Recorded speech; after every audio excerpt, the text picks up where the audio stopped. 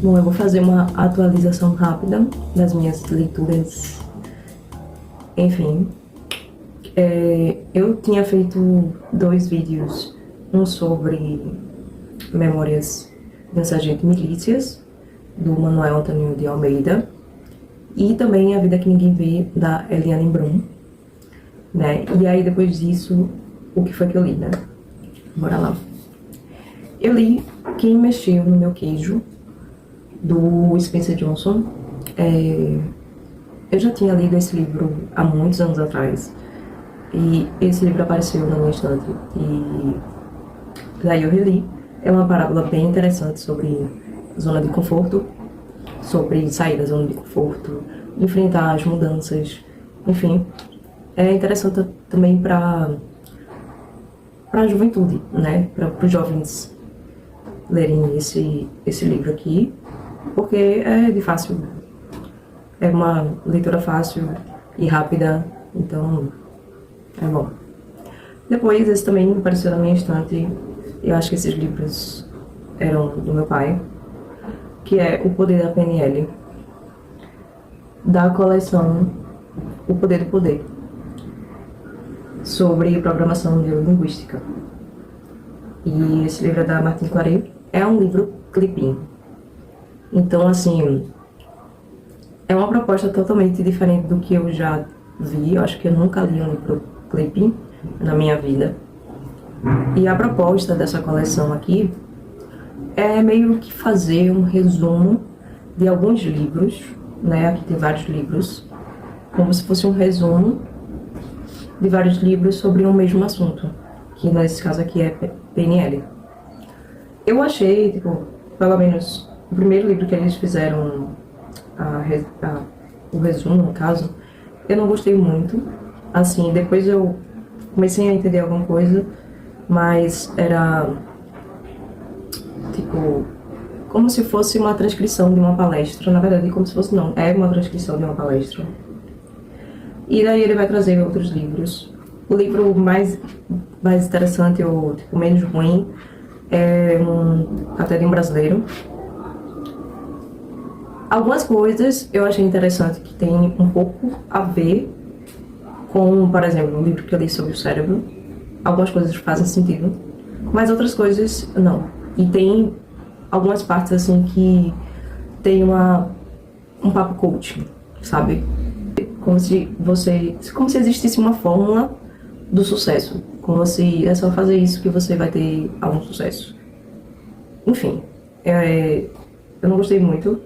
Aqui tem, né, uma lista aqui dos livros, né, que eles fizeram um resumo, né? E depois eu assisti um vídeo de física afim, se eu não me engano, sobre a PNL ser uma pseudociência. Mas foi uma experiência interessante de ler o livro clipe, inclusive o formato é esse aqui, como se fosse uma revista, né, que tem 2 colunas. Depois eu li finalmente um livro que eu tentei ler por 2 vezes e não consegui. Foi esse aqui, eu não sei pronunciar, né, da Juliette Parker, O Rei Acompanha a Batalha. Esse livro aqui é incrível. Ele craquelou aqui e saiu, mas esse livro aqui vai falar sobre a última batalha da Guerra dos 100 Anos entre a Inglaterra e a França. E essa batalha é simplesmente um milagre. Até eles mesmos acreditavam que, naquela época, né, que era que foi realmente um milagre, porque a Inglaterra estava em muita desvantagem em relação à França para ganhar essa batalha. E mesmo assim, a Inglaterra ganhou a batalha. Tiveram vários fatores e vários motivos para que isso acontecesse, né? Tem explicações, mas mesmo assim, a tática, a estratégia que a Inglaterra fez, graças ao rei, né? Que é um rei muito interessante de ler sobre ele. Ela vai trazer o contexto da batalha, né? por que que aconteceu essa batalha. Então ela vai contextualizar isso. Depois ela vai falar sobre a batalha em si, né? Tudo que ocorreu na batalha. E depois ela vai falar sobre as consequências da batalha, né? Depois. Ou seja, o antes, durante e o depois. Tem todo um contexto. E ela pegou todos os livros, né? Todas as pesquisas anteriores para fazer essa obra. Então, e ela traz outros pontos de vista, o que eu gostei muito disso, né? Ela traz o ponto de vista dela, o que ela achava, porque naquela época, né, não era fácil documentar as coisas, e é tão antigo também que as coisas se perdem ao longo do tempo, né? Mas na Europa, né, em alguns países da Europa naquela época, já existiam pessoas cuja profissão, digamos assim, né, cuja uma das tarefas da vida dela seria descrever, né, guerras, né, eram cronistas, né, cronistas daquela época. Então, alguns países da Europa já tinham essa preocupação em registrar e fazer um registro. Então, ela pegou vários cronistas, né, daquela época medieval e alguns outros autores que escreveram também depois. Enfim, então ela fez uma pesquisa muito ampla e trouxe, né, outros pontos de vista, né, de outros autores, de outros cronistas, do que teria acontecido lá. Mas ela dá o motivo, a razão, né, do que ela acredita que aconteceu, né? Bem detalhado, assim, essa obra vai trazer vários aspectos, né, dessa batalha, e ela tem uma preocupação em qualquer evento histórico, qualquer, mesmo mínimo que seja, ela tem a preocupação de trazer vários pontos de vista e várias explicações, né, para aquilo. Então, depois eu li Melhores Contos de H.P. Lovecraft, Howard Phillips Lovecraft, esse é o volume 2. Meu pai me deu esse livro, mas esse é o volume 2. Eu não achei o volume 1, já tinha procurado. Mas enfim, esse aqui vai trazer os contos, o caso de Charles Dexter Ward, o horror de Dunwich, os ratos na parede, a sombra de Innsmouth. Eu acho que é assim que se pronuncia. E eu só tinha lido um conto do Lovecraft antes, numa edição de bolso, porém não lembro exatamente a história. O primeiro conto é o conto mais longo do livro, e né, eu percebi uma certa estrutura assim de como ele fazia a estrutura de cada conto dele, né, mais ou menos. No começo achei repetitivo, porque o primeiro conto é o mais longo e ele se repete em algumas coisas, mas depois a leitura do primeiro conto fluiu bastante, né? Ele traz o mistério, ele traz, né, por exemplo, os espíritos que foram evocados, enfim. Ele traz monstros, ele traz criaturas, e sempre tem alguém para pesquisar, para buscar informação, para desvendar o mistério, para solucionar os problemas. Eu acho que eu gostei, inclusive eu acho que poderia virar filme o primeiro conto e o último conto também. O último conto poderia ser uma animação, acho que ficaria muito legal, porque tem umas criaturas, né, bem interessantes nesse conto, que é a sombra de Innsmouth. Eu acho que daria eu acho que esse último foi o que mais me deixou interessada, mais vidrada, assim. E eu vi que ele sempre gosta de colocar personagens que gostam de histórias antigas, né, de antepassados, que reviram antepassados da família, ou enfim, eles se interessam por coisas passadas, né. Não sei se eu vou, ler outras coisas do Lovecraft. Eu acho que se eu fosse mais nova, eu leria mais, eu teria um pouco mais de interesse. E eu recomendo para pessoas mais novas, assim. E aí eu li, porque eu já tinha lido esse livro, também foi uma releitura, que é A Floresta Murmurante, do universo Magic, The Gathering. Esse é do Clayton Emery, não sei, enfim. E eu já tinha lido esse livro é do meu irmão, inclusive. Ele veio com alguma carta do Magic. Essa carta é Cripta de Mana, porque tem a ver, né, tem muito a ver com a história aqui. E eu reli porque... Mas eu reli porque meu namorado quer jogar comigo.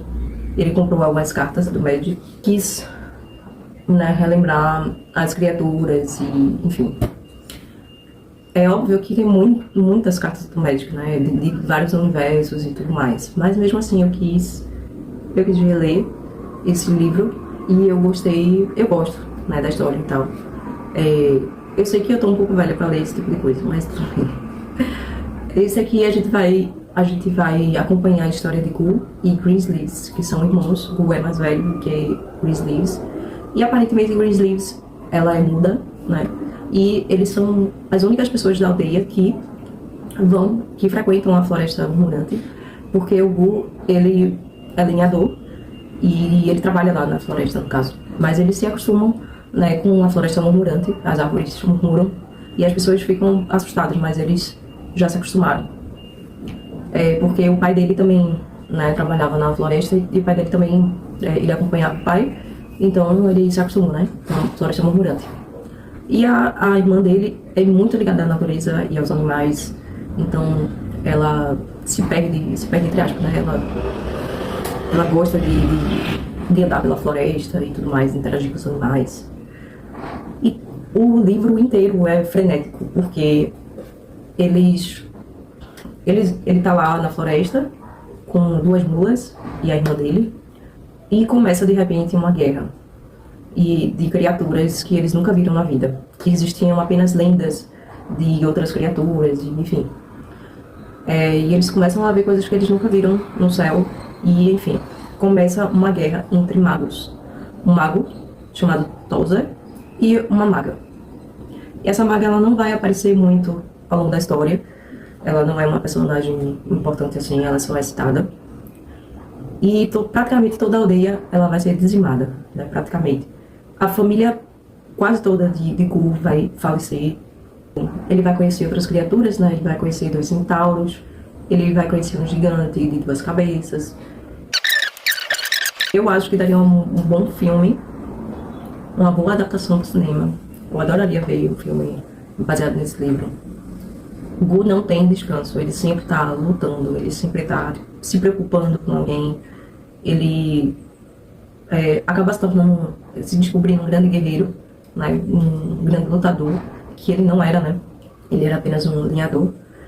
Gu vai receber, ele vai lembrar, na verdade, de vários ditados que o pai dele dizia, e isso ajuda ele a continuar com a vida e a continuar lutando, né? E a passar por certas situações, né? Então, o pai dele passava várias sabedorias, digamos assim. O livro é bem frenético porque sempre está acontecendo alguma coisa, algum conflito, alguma guerra, alguma luta, alguma morte, enfim. Eu tinha feito uma enquete na aba de posts, né, do YouTube, que foram 3 livros que estão na minha lista de 12 livros para 2025. Ganhou teatro, a antologia de peças de teatro do Machado de Assis. Eu tô já na última peça, né? Aqui tem essas peças, mas Machado de Assis escreveu outras peças também. Quando eu peguei esse livro, eu pensei que fossem todas as peças dele, mas não. Ele escreveu outras peças. Se eu for falar aqui um pouco sobre as peças, eu vou acabar me demorando muito. As 3 primeiras peças, elas são parecidas, uma temática parecida, que são pretendentes de uma mesma mulher. Na verdade, o terceiro tem uma certa diferença, mas enfim, sempre tem um homem interessado por uma mulher. E os deuses de casaca, né, vai trazer personagens aí. Prólogo é um personagem, epílogo é um personagem. Temos Apolo, Marte. É uma peça bem interessante porque é uma certa discussão aí entre o Cupido e seu pai, seu avô e seus tios. Uma certa rivalidade entre a crença dos homens nos deuses e E tem um pouco de poesia aqui também. Seria uma peça que eu gostaria de assistir. E eu tô lendo também Mulheres Apaixonadas, de H. Lawrence. Esse livro aqui que eu comprei no sebo, né? Um dos livros que eu comprei no sebo. Que tem essa contracapa, essa folha de guarda, na verdade. E tem aqui uma foto também do autor do livro, falando um pouco sobre ele aqui, né? David Herbert Lawrence, na Inglaterra. Li 3 capítulos até agora. Tô gostando bastante desse livro. O próximo livro que eu vou ler já vou revelar aqui pra vocês, que é da lista, né, de 12 livros para 2025, que é o Pai Goriot. Eu não sei como é que se pronuncia. Eu gosto muito dessa coleção, apesar de algumas coisas, né? Eu gosto porque é um livro de bolso. Uma das coisas é justamente a questão de ser uma folha branca, né? Eu prefiro uma folha mais amarela. O que me incomoda é o tamanho do número da página, porque é enorme. E às vezes o texto fica por cima do número. Eu acho tão estranho isso, sabe? É a única coisa assim que me incomoda mais nesses livros, é justamente o tamanho do número. Ou então o número poderia ser tipo, mais transparente, né? Agora eles colocam sempre um texto, né, do Martin Claret, do próprio Martin Claret, sobre o livro, né? Sobre a coleção. O que é legal, né? Ele fala sobre o livro, né, como objeto, né, como cultura, e o livro como comércio, o livro na antiguidade e tal. Agora, seria até legal se tivesse um texto sobre a própria obra, né? E é isso, basicamente. Espero que vocês tenham gostado. Eu tô anotando tudo no meu caderno de leitura, né, que acho que já no final do ano eu vou folhear esse caderno, porque ele já tá acabando, eu escrevo muito.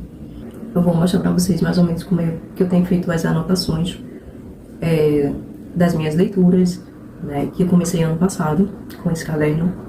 E eu já comecei outro porque, como esse aqui tá acabando, eu tô lendo um livro longo, e é um clássico, na verdade, né? Então eu vou ter de anotar muito. Então eu tive de começar outro caderno, que é esse aqui. Aí eu vou dar uma... eu não sei se eu vou modificar a maneira como eu faço as anotações. Para cada livro, às vezes, eu mudo um pouco o que eu vou anotar, a estrutura e tudo mais.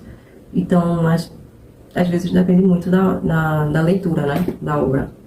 Mas eu tô bem empolgada para mostrar para vocês como é que eu faço essas anotações. Para quem tiver interesse, assim, em adquirir algum caderno meu, é só entrar no Linktree, tem lá o catálogo e vocês podem dar uma olhada nos cadernos que estão disponíveis. E é isso, espero que vocês tenham gostado, né, dos livros que eu mostrei aqui, né, do vídeo. Eu vou ver como é que eu conserto a questão do áudio do vídeo, porque aparentemente, o meu celular tem mau contato, com os 2 microfones de lapela que eu tenho. Eles sempre ficam com ruído no áudio. Então, não sei nem como é que eu vou resolver essa questão. Seria melhor um microfone Bluetooth, né, que a maioria das pessoas tem usado. Mas eu não tenho condições para isso, então... né? Por isso que o último vídeo que eu fiz foi de voice over. E é isso. Até mais.